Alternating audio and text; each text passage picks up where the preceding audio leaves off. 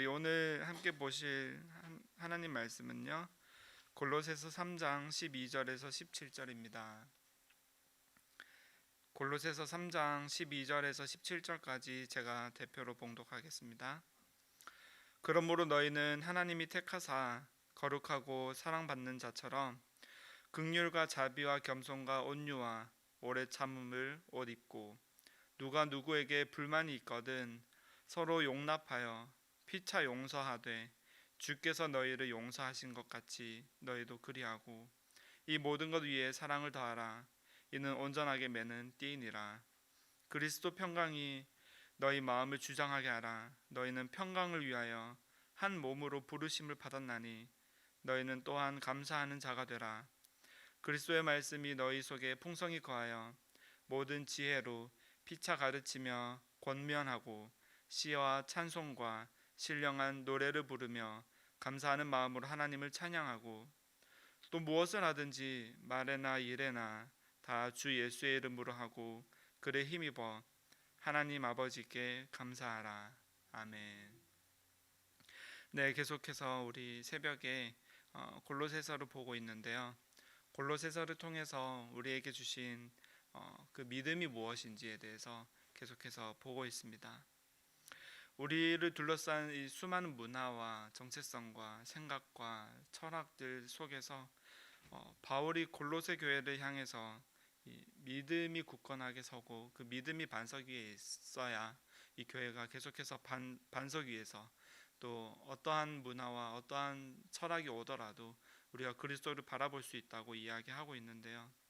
그 믿음이라는 것이 우리가 계속 바라보는 것은 무엇이냐면요, 우리의 행동 아니면 우리의 다짐, 우리의 어떤 의지로 그 믿음이 자라나고 생겨나는 것이 아니라 위에 계신 그리스도를 우리가 바라보게 되고, 하나님이 우리 안에 내주하시고 우리가 하나님 안에 있어서요, 하나님이 택하신 대로 우리를 하나님 아들의 나라, 그 나라 안에 우리가 거하고 있음을 우리가 바라보게 되고 깨닫게 되고, 그래서 우리를 정하신, 우리가 누구냐 하는 것을 하나님께서 정하셨는데 그 정하심에 순종하여 우리가 나아가는 어떤 하나의 현상이 되고 하나의 존재적 가치가 되는 겁니다.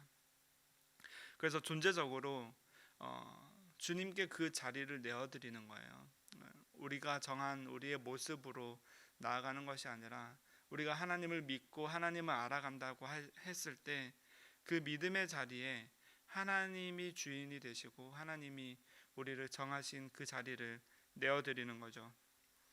본문에서 바울은 이제 곧 나타나실 그리스도를 우리가 바라본다고 이야기하면서 또 우리 마음을 채우시는 그리스도를 우리가 기억하게 합니다. 하나님이 택하사 우리를 이렇게 옮겨놓은 그 우리는요, 우리의 그 정체성이 하나님 안에서 확정이 되어요. 거룩하고 사랑받는 자라고 이야기하고 있는데요, 하나님이 거룩하시기 때문에, 거룩하다는 것은 곧 구별되었다는 뜻인데, 하나님이 이 세상과 그리고 이 악한 마귀들과 구별되어서 세상의 모든 만물들과 구별되셔서 하나님 오직 홀로 한 분 되시고 하나님 그 영광 받으시는 분으로 거룩함을 받기 때문에 우리가 그 안에 있을 때 하나님의 택하심으로 말미암아 우리도 거룩함으로 우리도 구별되는 거예요. 그럼 구별된다고 했을 때 무엇과 무엇이 구별되느냐라고 했을 때 하나님께서 우리를 사랑받는 자라고 이야기하시는데, 하나님의 사랑받는 자죠. 그러면 하나님의 사랑을 못 받는 자가 있다라고 우리가 인식할 수 있어요. 사랑을 받지 못하는 자와 사랑을 받는 자가 구별된다는 것인데, 그럴 때 우리가 흔히 생각할 수 있는 오류가 저 사람은 이제 사랑 못 받는 자, 나는 사랑받는 자. 예수님을 믿고 교회 다니는 사람 사랑받는 자, 예수님을 믿지 못하고 다른 세상의 것을 사랑하는 자는 사랑받지 않는 자, 이렇게 우리가 구별하기가 쉬워지는데, 그렇게 나아가기 이전에 우리가 먼저 바라보아야 할 것은요, 나의 옛 자아와 우리의 새 사람의 옷을 입은 우리와 이렇게 바라보게 되는 거예요.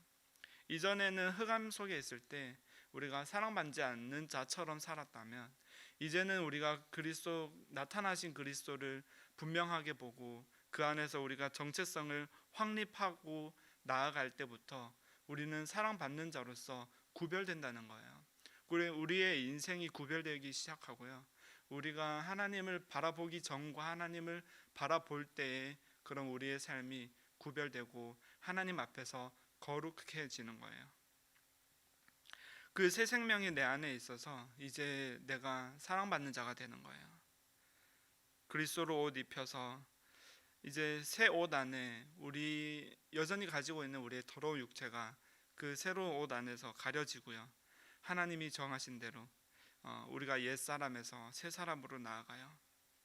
그러면서 바울이 말하는 것은 우리가 옷 입어야 할 것들을 이야기해 주는데, 긍휼과 자비와 겸손과 온유와 오래 참음을 옷 입으라고 해요. 고린도전서 13장, 우리가 흔히 아는 사랑의 장이 있어요. 사랑은 온유하며 사랑은 오래 참으며 이렇게 이야기하는데, 바로 그 사랑의 속성을 바울이 지금 골로새 교회에 이야기하고 있어요. 사랑으로 옷 입으라는 거죠. 그러니까 우리가 사랑받은 자답게 우리가 옛자, 사랑받지 못한 자에서 사랑받는 자로 나아왔으니까 이제 그 사랑받는 자로서의 열매가 드러날 거라고 이야기하는 거죠.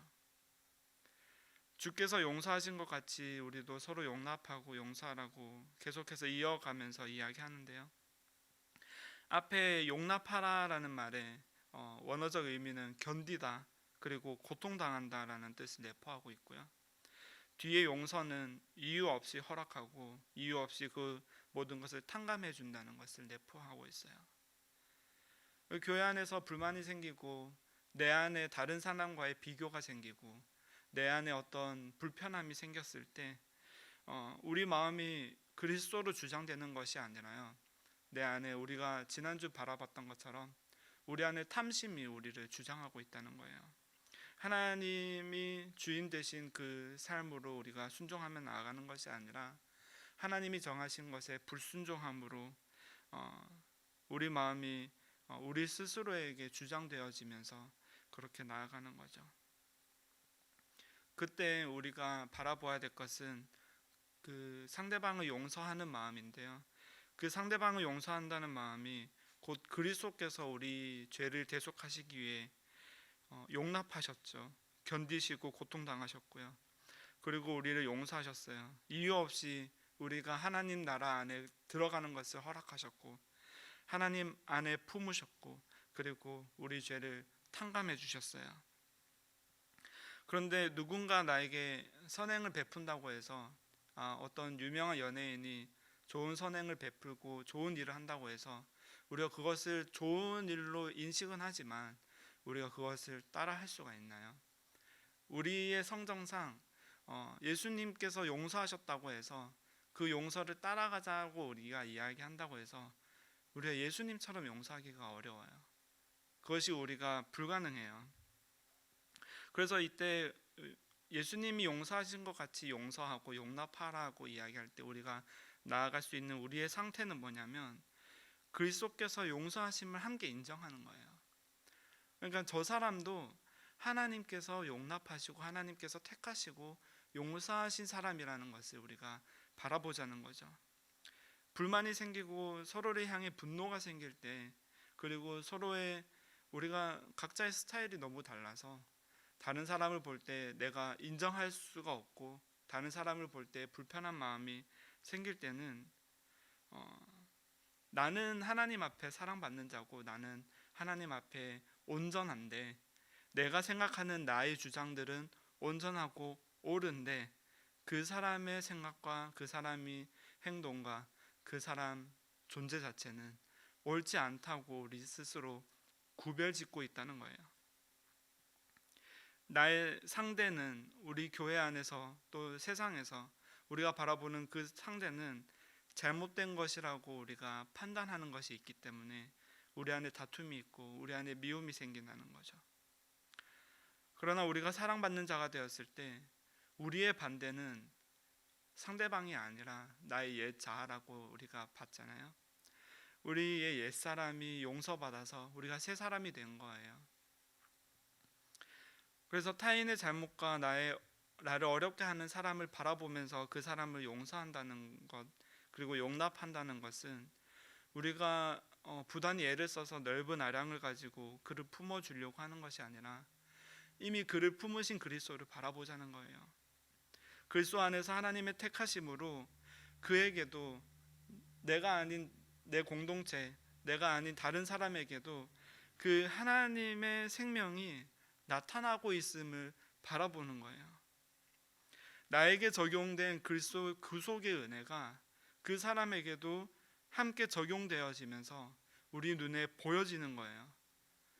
눈에 보이는 현상은 아닌데 우리가 존재적으로 하나님 안에 있는 그 믿음이 있을 때요, 그의 존재적인 그 믿음 안에서 그 믿음의 눈으로 우리가 바라볼 수 있다는 거죠.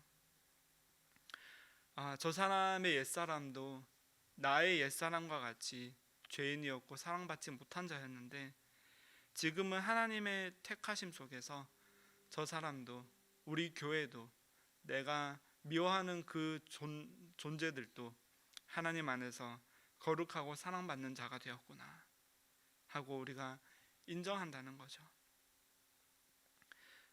그럴 때 우리가 사랑으로 옷 입게 되는 거예요. 사랑으로 옷 입게 되면 그 바울이 이야기하는 속성이 나타나요. 그 사랑의 속성을 깨닫고 우리가 바라보게 되면 상대방도 그 사랑의 옷으로 옷 입어 가고 있는 것을 우리가 바라보는 거죠. 로마서 5장 8절에 보면 하나님이 사랑을 확증하시는 방법이 나오는데요, 그 로마서에서 이야기하는 것은 하나님이 사랑을 확증하는 방법이 곧 그리스도의 죽으심이라고 이야기해요. 그리스도께서 십자가의 죽으심으로 당신의 사랑을 확증하셨다는 거죠. 우리가 택함 받고 거룩하고 사랑받는 자가 된 것은 그 그리스도의 죽으심 안에 있다는 거예요. 우리가 사랑을 한다는 것은 그리스도의 죽으심이 우리 안에 현실이 되어서 우리 앞에 나타나고 있다는 거예요. 그래서 그 그리스도의 고난과 그리스도의 용서하심이 우리 안에 드러나는 거죠. 그래서 그 그리스도의 대속하심이 우리를 연결시키고 우리를 완전하게 하고 우리 교회를 세워가고 있고 우리의 믿음을 세워가는 거고 그것으로 우리의 마음을 채워가는 거예요. 그래서 그 하나님의 정하심 안에서 우리가 안식을 누리고요. 그래서 예수 그리스도께서 이 땅에 오실 때 내가 너희에게 평안을 주려고 왔노라 라고 하셨는데 그 그리스도의 죽음이 우리 마음 안에 무엇으로 채워지냐면 그리스도의 평강으로 채워져요. 우리 안에 불만이나 시기 질투, 어떤 탐심으로 하나님이 정하신 것을 불순종하면서 나아가는 어떤 마음 상태가 아니라 우리 마음 안에 평강이 생기는 거죠. 마태복음 11장 29절에서 예수님께서는 스스로의 마음이 온유하고 겸손하다고 하시면서 우리가 그 안에서 그 마음 안에서 쉼을 얻을 거라고 해요. 그리스도의 마음이 우리의 마음을 주장하게 우리가 내어드려야 되고요. 그 마음을 주장하실 때 우리를 채우시는 것이 어떤 구별됨으로 판단하는 것이 아니라 우리 마음을 채우는 건 곧 그리스도의 평강이고 그 평강이 우리 마음을 주장하게 되고요. 그 평강으로 우리의 마음을 주장하실 때 곧 그리스도의 죽으심으로, 그러니까 하나님이 보여주신 하나님의 사랑으로 우리가 서로 용납하게 되고 용서하게 되고, 그래서 그 그리스도의 죽으심, 그 하나님의 사랑이 우리 안에 나타남으로 인해서 우리 옛자아는 죽고 이제는 새 사람을 입은 교회가 나타나고 성도가 나타나고 우리 스스로가 나타나게 됩니다. 우리 마음을 우리 스스로 우리의 탐심으로 채우는 것이 아니라 이미 택하신 하나님의 결정권 안에서 그 그리스도의 사랑으로 채우고 그리스도의 평강으로 채워가는 그 우리의 인생을 함께 소망하며 나아가시기를 축복합니다. 사랑 많으신 주님, 하나님의 사랑을 그리스도 십자가에서 확증하여 주심을 감사드립니다. 이제는 우리 마음이 그리스도의 참 평강으로 채워지고 사랑의 열매가 되고 감사의 찬송이 되게 하여 주시옵소서. 살아계신 예수 그리스도의 이름으로 기도드렸습니다. 아멘.